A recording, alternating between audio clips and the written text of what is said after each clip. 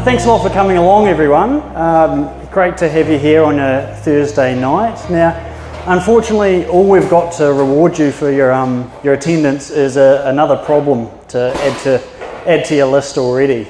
Now, this problem, it's global in scale, and unfortunately it's been really neglected in this part of the world. And that problem is potentially polluting shipwrecks.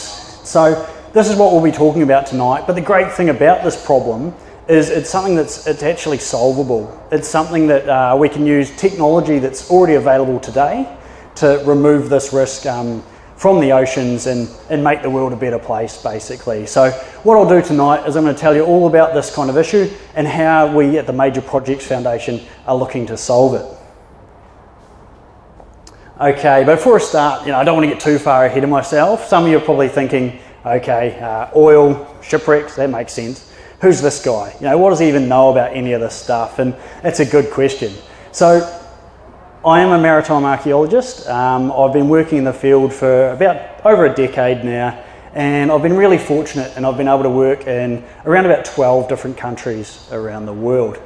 Now, that's everything from ancient shipwrecks in the Mediterranean through to World War II shipwrecks up in the Pacific. Now, I just want to draw your attention to that photo on the left there. Now, this was a great project up in Darwin Harbour. Now, Darwin Harbour, as you can imagine, we're signing on for the job, and the contract went through, you had to sign the waiver. And it's like, okay, sea snakes, okay, that's not too bad. Tiger sharks, okay. Saltwater crocodiles, oh no. Human effluent, lovely, okay, so that was great. But the thing that actually scared me most was irukandji. So as you can probably tell from my accent, I'm a Kiwi. We don't have many irukandjis in New Zealand. So people were telling me about them. They're these tiny, tiny little jellyfish, completely translucent, so you can see straight through them. And one of the symptoms of when you get stung is an impending sense of doom. That's the official symptom. And I was like, I don't need that in my life at all. So if you look closely, I've actually got 100-mile-an-hour tape, so duct tape around my wrist there. So every single bit of skin was completely covered to not let the irukandji get you. So it's not all glamorous kind of work, but that's a complete aside. I just like that story. So as I said before, I'm a Kiwi, you can probably pick that up, but I've been in Melbourne for the last 5 years, and I've been finishing off my PhD thesis down there. And while I've been doing that, I've also worked on a few pretty exciting projects around Australia. This one here you can see is the M24 Japanese midget submarine that's off Pittwater in Sydney. So ran a big project on that a couple of years ago. So I guess from what I'm trying to say with this stuff is, myself and my team, we've got some pretty cool experience on some of these wrecks, and we're bringing that all towards working with the Major Projects Foundation now. Okay, so what I want to do is take you back to 2018.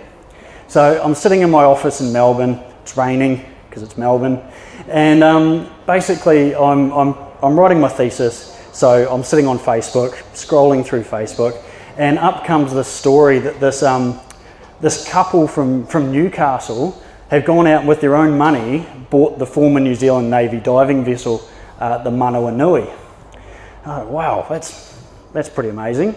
And then kept reading through, and it says they bought it to go up into the Pacific to investigate shipwrecks which are leaking oil. Now, I'm sitting there, I'm a maritime archaeologist, I know a bit about shipwrecks, and to be completely honest, I was really skeptical. I was like, okay, so they've bought this ship, right? Who buys a warship for a start? And then after that, okay, well, how many warships, how many World War II ships could there be up in the Pacific that still have oil? So sitting there in my office, and of course, instead of going back to work, turning off Facebook and going back to my thesis, I started doing some research, which I definitely shouldn't have. So the first thing that came to me is, okay, if this story's true, I want to know how many shipwrecks are there. So I started doing a bit of research, I'm Googling through, and I came up with this this report from 2005 where some of the most eminent kind of experts in this field came together and they put together a global database of potentially polluting shipwrecks from all around the world. So for the wrecks to be on this list, they had to be over 400 gross registered tonne and also oil fueled. And I thought, okay, so reading through, how many could there possibly be? Turns out, globally, there's 8,569 ships that fit that definition. So I'm sitting there and I'm like, wow, okay, well, basically talking to myself, okay, well, you know, that's a fair number of shipwrecks. I'll start thinking about this. You know, skepticism is kind of dialing down just a little bit. You know, okay, that's a lot of shipwrecks. But what about the Pacific? What about our part of the world where they've got this warship they're going to go survey? So did a bit more research, and the Pacific War, it was a maritime war. So essentially what happened is during the Second World War, in the Pacific, more men and more ships were brought into this area than in human history, than ever before. So I'm reading through this and you know my doubts are starting to thin down a little bit. And it turns out that same report, they did the Pacific as well. 3,854 potentially polluting wrecks in this Asia Pacific region. So again, my skepticism was just kind of teetering a little bit like, oh, okay, maybe they're just onto something. But the number of shipwrecks, you know, that doesn't actually represent the environmental risk. I was like, okay, so there's all these shipwrecks, but what risk do they actually pose? So my question then is, how much oil could these ones possibly have? You know, they were sunk 1940 to 1945. They've been underwater for that long. Heaps of them must have been salvaged. Nice shallow water. There won't actually be that many left. Now, fortunately, that 2005 study, they also, as well as estimating the number of wrecks, they put together some estimates of how much oil could possibly be in those Pacific wrecks. And they came up with this low estimate of 510,000 tonnes. Now, for a low estimate, that's quite a large number. They also came up with a high estimate, which, shock horror, is significantly higher. But if you look at kind of a continuum, that is a massive range, and the true number is probably somewhere in between there. Now, to me, I'm reading through and I'm like, wow, that's a huge number, but it actually doesn't mean anything to me. I needed some context. Earlier last year, there was a stranding up in the Solomon Islands. So this ship here called the Solomon Trader went ashore and ruptured one of its oil tanks. This leaked 80 tonnes of oil, and as you can see, it made a complete mess of this island. Now, the really interesting thing about this is this 80 tonnes of heavy fuel oil leaked out, cost around about $15 million just to clean up that spill. That's not to remove the wreck, that's just to clean up the oil. Now that 15 million, it's a fair bit of money. But the thing that shocked me was the fact that they only actually recovered 5% of the oil that was lost originally. So $15 million to recover 5%. So from that, I was just blown away. And also because you can see how benign those conditions are. You know, that's the perfect conditions for recovering oil, but even at that perfect rate, 5%. So that really got me thinking. Cool. So yeah, I mean, going from that kind of skeptical point where I'm sitting in my office and going, oh yeah, what's going on? So I found out that there are this huge number of potentially polluting wrecks in the Pacific.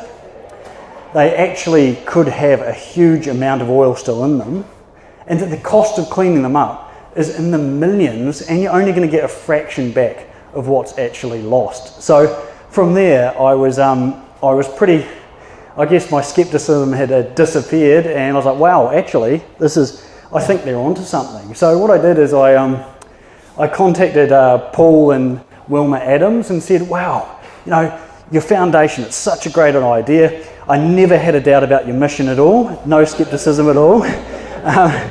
Could you possibly do with a marine archaeologist? And fortunately for me, they did. So from there, I've come into the foundation and brought this kind of maritime archaeology expertise, and I'm now the research director for the foundation. And I can honestly say, I believe these shipwrecks and the potential for an oil spill is incredibly it poses an incredibly huge risk to the people, the culture, and the economies of the Pacific. So that's from that original research and subsequent. So I am standing here today as a convert after being so bloody skeptical, but now I actually believe it. Right, so I guess that's kind of my way of getting into the foundation, but you're probably all here because you want to know more about the foundation itself, not just me, and I can understand that. So what I've got for you here is just a short video which tells a bit more about the foundation itself.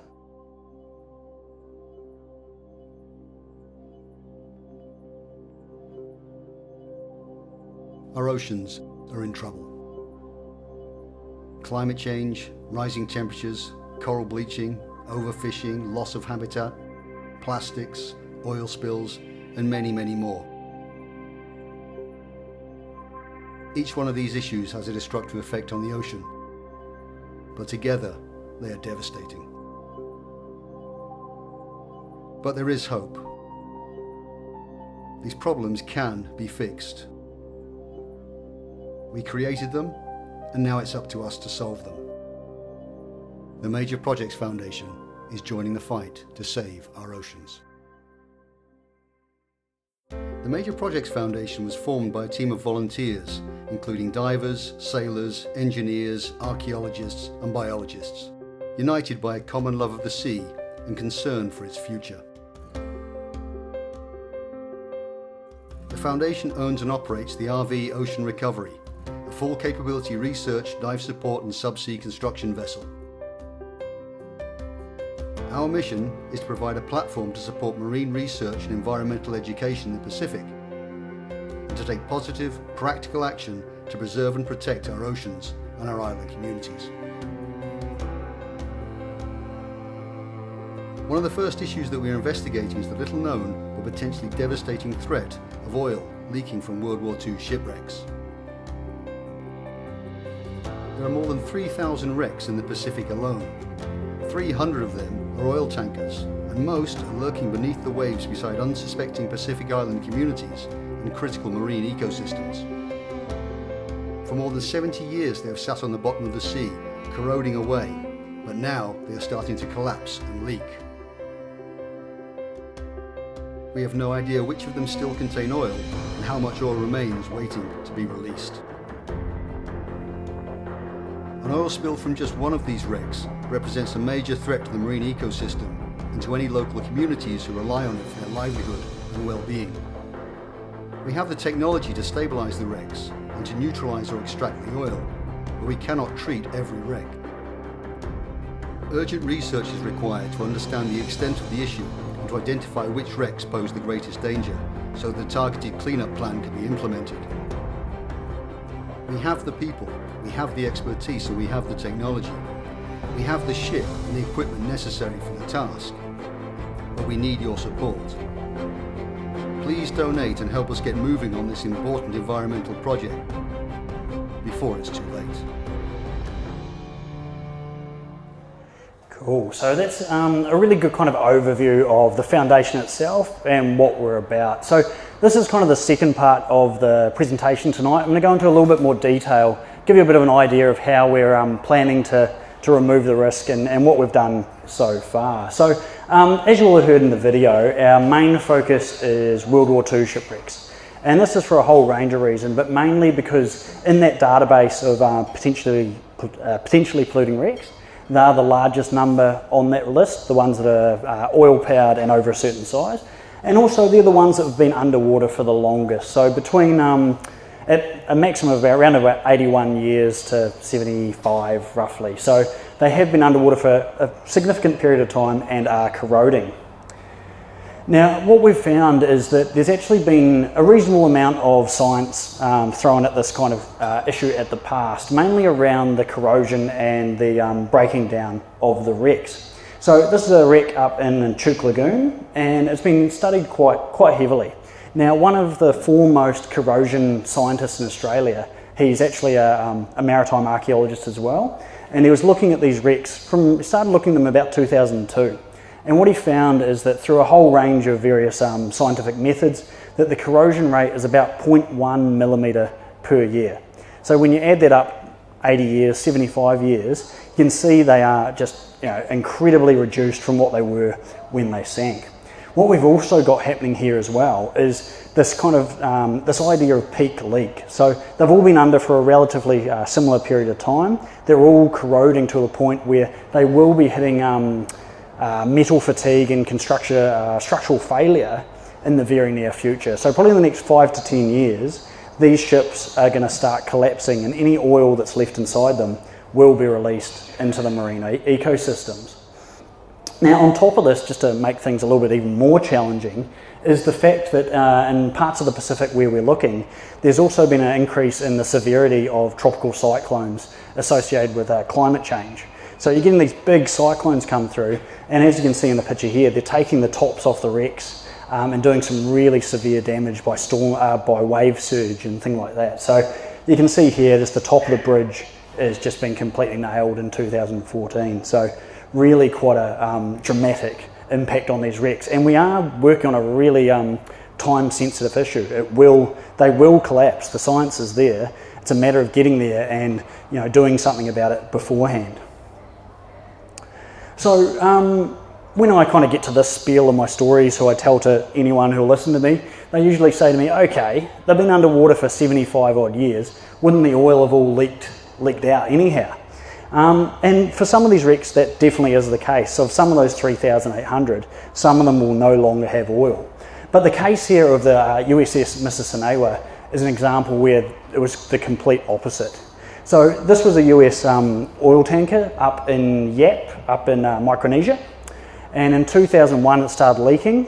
By the time that authorities could get there, so it was the US Navy, 2 months had gone by, and it leaked between 65 and 90 tonnes into the environment. So because it was so remote, it's so hard to mobilise those kind of resources to get to that area. So 65 to 90 tonnes, that's roughly what the Solomon Trader did. So not a small amount of oil. So the US Navy turned up and they patched it, and then they made a plan to come back. They're like, okay, it's leaked once, it is going to leak again. They came back with a full kind of salvage team, and you can see them in operation on the right there, and they pumped out a further 5,600 tonnes. So an enormous amount of oil. That's 70 times what the Solomon Trader was, sitting inside this wreck underwater for 75 odd years. So the fact it can exist there for a long period of time is, you can't argue with those numbers.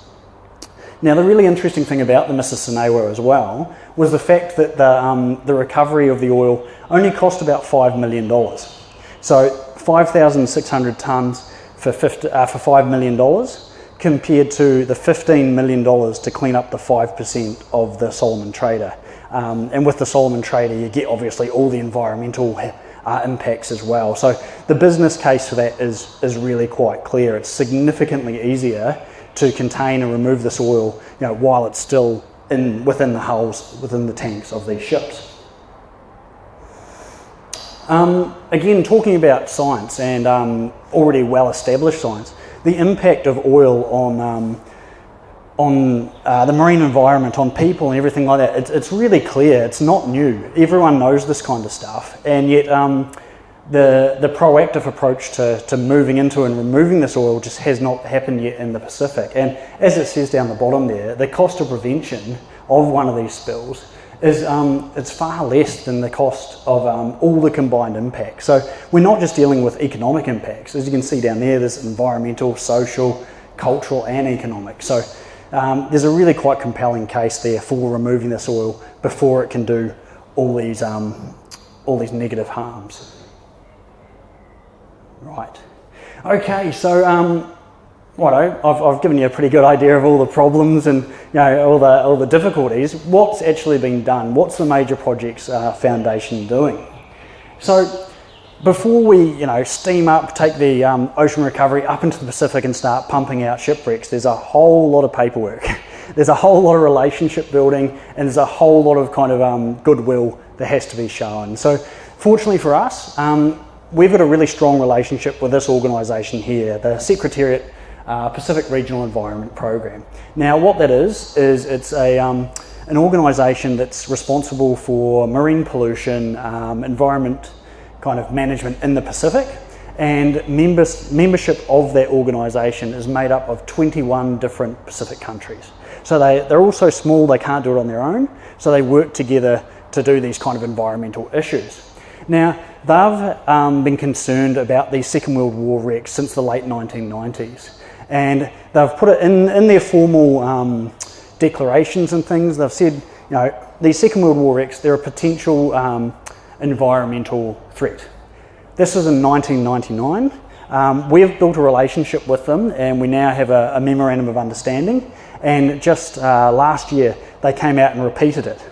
So 20 years between the first kind of, yep, these are a threat, to now. Unfortunately, the problem with these wrecks is mobilising the people and the capabilities to do anything about them is significant. So SPREP, although they realised it was a problem, they couldn't really mobilise it. So what's happened is they've come out in 1999, come out again now, and the only thing that's really happened in this space has been the wrecks have continued to corrode for another 20 odd years. So bit of a challenge, but this is where we come in. And the idea is that working collaboratively with SPREP, who have this relationship with everyone on the ground, and also with the University of Newcastle up the hill, we've got this really great combination of in-country driven projects. So it's directed by the various authorities in these Pacific countries, but also we can tap into this amazing research potential like right here in Newcastle.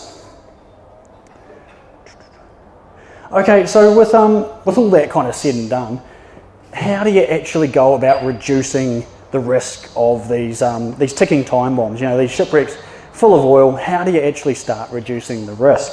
And this is where we're moving into this space now. So phase one, unfortunately, it's not the kind of amazing diving and getting out there and doing all that kind of stuff, but it is a lot of paperwork. But it's really critical paperwork. And what we've done. We're really fortunate within the foundation. We've a whole range of volunteers, and one of them is this expert historian, and he is incredibly passionate about these World War II shipwrecks. So passionate that he taught himself to read Japanese so he could go through the Japanese archive. Now, he can't speak it, but he can read it. So having that kind of resource as part of our foundation is just incredible. Because for the first time ever, we can look at the English, the American attack accounts, and the Japanese and put them together. So just an incredible resource. And he's been pivotal in reducing that number of 3,854 down to this 55 priority 1 shipwrecks. And this is based on the size of the shipwreck, the depth, its location, and various other factors. And we've got a category ranking system. So from that 3,854, we've narrowed that down right down to 55 that we can start looking at and prioritising in a serious way. And you can see which countries they are in on that graph there. Now, one of the great things for us is the fact that those potentially polluting wrecks, they're all around the world. So fortunately, some other countries have been really proactive and done a lot of work in this space. So we can just basically copy what they've done and bring it into the Pacific, which is pretty handy. You don't have to reinvent the wheel. Now, one of the great things that's come out of the UK especially is this desk-based environmental risk assessments. And this is set up by the UK kind of organisation that's in charge of fisheries in correspondence with the British Ministry of Defence. So those are some pretty high level organisations, and we can copy their work and bring it in. And the great thing about this, we put our wrecks into the same kind of matrix, and it means they're comparable all around the world. All our wrecks can be compared to one another and compared to those overseas. So we can rank them both within our research and also with that being done by these other amazing organisations internationally. So essentially, there's everything. This work, it involves a whole lot of work from this kind of desk-based research right through to that full-on pumping of the oil I showed you in the Mississauga. So what we're doing is we're working with these various authorities and saying, this is your country, this is your situation. We want to help you as much as possible. Where do you want us to fit into this? Do you want us to give you the GPS locations and you do the rest? Do you want us to start writing your management reports? or even disaster risk reduction strategies. Now, the idea with a DRR strategy is you take the information from the desk-based information, the location of the shipwreck, the prevailing currents, all this kind of, where's the oil going to go, and you build up a strategy on how to respond to that. So it may be that you say to the authorities, this is what we've got. We suggest that you put oil containment booms in this area or train up the local population, because this shipwreck here we estimate has this much oil and it's going to go there very, very soon. So there's that level of kind of impact or kind of relationship right through to trying to develop that system of removing the oil. So that's kind of the phase one, and we're building on that and kind of starting to plan towards these phase two. And the great thing is we can do them simultaneously, so I don't get stuck in the office for too long. So this is some work we did up in Chirk Lagoon in June this year to get a bit of a reconnaissance dive on a few of the wrecks up there to see what condition they're in and start gathering this site-based information. So typically, again, going back to that international best practice, most of these surveys start off with something called a multi-beam survey, and this is just basically a really fancy echo sounder, like sends down millions of waves and it maps the sea floor. And as you can see here, there's a beautiful shipwreck there. So it's a really good kind of tool for recording this stuff without putting divers in the water, getting a quick understanding of the wreck. And it can give you an idea of what condition it is. Obviously this one snapped in half and it's had some pretty severe damage near the stern there. And from that we can start making estimates around about how many tanks might still be intact. So if there's tanks back at this far in the stern based on the plans, we know they're ruptured. So we can discount them automatically without getting that really kind of more detailed information. But when we want to start getting the finer grained details of the condition of the ships, this is when we start moving into things like video survey. And this can either be diver based or from a remotely operated vehicle. So basically an underwater drone. So what you can see here is just a video survey of the M24 submarine here in New South Wales, and it's just really useful to go from that kind of that grain of the multi-beam image to far more detail that you can capture in a video or photography. Another thing that we use is something called photogrammetry, and this is something I'm particularly interested in. And essentially what we do is you've got the shipwreck and you swim along and you take thousands and thousands of overlapping photos. So you're swimming along and you're just clicking your camera, making sure you've got overlap of all your photos. And when it comes out, you can sometimes, well, usually get something that looks a little bit like this. So this is the wreck of the Rio de Janeiro Maru, 137 metres long, up in Chirk Lagoon. So myself and my buddy did this. This is 7,731 individual photos and processed into a scalable 3D model. So we can take measurements off this, and it's the most accurate example of a potentially polluting wreck in the Pacific. This took us 4 dives to get that level of resolution. So it's basically completely revolutionised how we do underwater archaeology. Cool. And also you can put them in some really cool animations, which it gives you an exact baseline of what the wreck looks like at that moment in time. So you can say on this day, this is the condition the wreck was in. And when they are corroding and changing so quickly, it's so important to have this information, not only for planning purposes for the potentially polluting stuff, but also for posterity. You know, this ship will never look like this again. You know, it is going to be corroding and collapsing over time.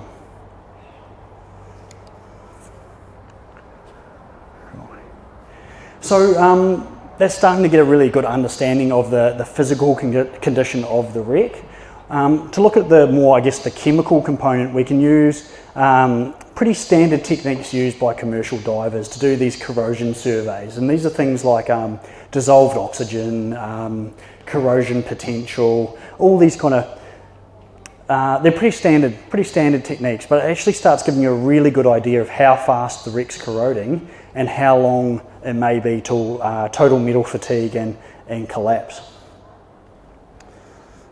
So yeah, when you put all that stuff together, you're starting to get a pretty good understanding of the exact condition of what you're dealing with. But the problem with that is it still doesn't actually tell you how much oil is in it. These are all, from that information, it's still just estimates. It doesn't tell you, is this tank full or empty? And this is where things start getting a little bit more hands-on. Now, we've spoken with experts all around the world, and we thought it would be something pretty straightforward. You think, okay, you swim into one of these wrecks, you find the fuel tank, you put a thinger on it, a machine, it pings in and tells you whether it's oil on the other side or water. It doesn't seem that complicated. But the problem is, this doesn't exist. We've spoken to people in the oil industry, the like eminent experts in potentially polluting wrecks, and this machine doesn't work. So international best practice is still drilling holes in the side of tanks. So you'd start drilling until you literally strike oil, start at the bottom and work your way up, and that's how high you can tell that the oil is. So pretty low tech, but it does give you an exact answer of how much oil is in the tank. And as I said before, this is all on a continuum. We can if the authorities allow us to, we can give them this much information. If they don't, we can give them the package up to there. It really depends on where they want us to go with it. So once you've got all this kind of information, that's when you can start saying, okay, we've got this package of information. We can understand, what condition the ship's in, how fast it's corroding, how much oil is in it. From there, you can start moving into the serious step. And this is, again, it depends on what they want. Various authorities, it's like anything, you throw the right resources at it. We could do this. We could do this relatively easily with the right funding, the right people. We could remove this oil. Whether the US Navy wants to do it instead of us, that's a decision to have down the track. What they do is essentially you find out where the oil tanks are, you drill a hole, put in a tap and pump it out. So as a mechanical challenge, it's not actually that difficult. And as I said before, on those various wrecks, you can get some really amazing results. Now, one of the most recent ones that was done was the Prince Eugen up in Kwajalein Atoll, up in Bikini, around Republic of Marshall Islands. Now, this ship has got a great history. It was a German warship, survived the Second World War, and was gifted to the Americans as a war prize. So they took it to Bikini, and what do you do to an enemy's warship? You drop a nuclear bomb on it. So they did that. But before they did that, they made sure they filled up the tanks, just to make sure it was as realistic as possible. So this ship had significant volumes of oil in it when they tested these nuclear weapons on it. It survived the test, but they were towing it out to deeper water to scuttle, and it turned turtle and sank, taking its fuel to the bottom. So 2018, the US Navy ran a project to pump it out, and using this hot tap system, they pumped out, I think, have I got it? No, I haven't got it. Hundreds and hundreds of thousands of tons of oil. And again, I think they lost 1 gallon of oil for the hundreds of thousands that they removed. So an incredibly effective way of actually removing that oil on a wreck like this. Now, I kind of spoiled the surprise on this, but another option which is actually really exciting, and this comes down to our memorandum of understanding with the University of Newcastle. So they've got some amazing scientists up there, and some of the research they're doing is looking at possible bioremediation. Now, I'd never heard of this, but apparently there's a type of bacteria that grows in oil, and as it grows, it eats it degrades the hydrocarbon chains and breaks it up. So essentially, this bacteria they've found is in the oil tanks of these World War II shipwrecks, and it's slowly breaking down the oil, which is an amazing thing. But unfortunately, currently it's too slow to remove it quick enough, so the wrecks are going to fall to pieces before it can get through. But what these scientists are doing are looking at ways of potentially kind of supercharging this bacteria. So there may be a way that they can remove the oil, or at least a significant volume of it, instead of us having to hot tap it. So I guess, yeah, watch this space, but it's some really exciting research. Okay, so that's pretty much me coming to the end of it. I hope to think that what I've shown you tonight is that these shipwrecks are a genuine threat to the people, the economies and the cultures of the Pacific. And it's not a matter of if, but when they will break open and cause some really serious damage. But yeah, the problem is solvable, and it's solvable using technology that's readily deployed all around the world except the Pacific, basically. So that's where the major projects comes into this, is we can actually deploy and use these methods for far cheaper than what they could be done on a commercial scale. So we're coming in it from this not-for-profit side, and we can do this work in a fraction of the price that it would cost elsewhere in the world. And that's why it hasn't been done so far. It's because no one else has come with this kind of not-for-profit ethos and the strengths of that. So yeah, going back to that point, we are a not-for-profit, and I like to think from what you've seen tonight, we have made some major strides towards this work. And what makes it even more interesting, or I guess more impressive, I think, is the fact that everyone in the organisation is a volunteer, apart from me, but everyone else is. So as research director, I'm trying to pull a lot of things together, but everyone else are volunteers. So we've got these amazing people who turn up, and they're painting the ship, they're helping us do this research, and it's such an incredibly important issue, but they're not doing it for pay, they're doing it for the love of it.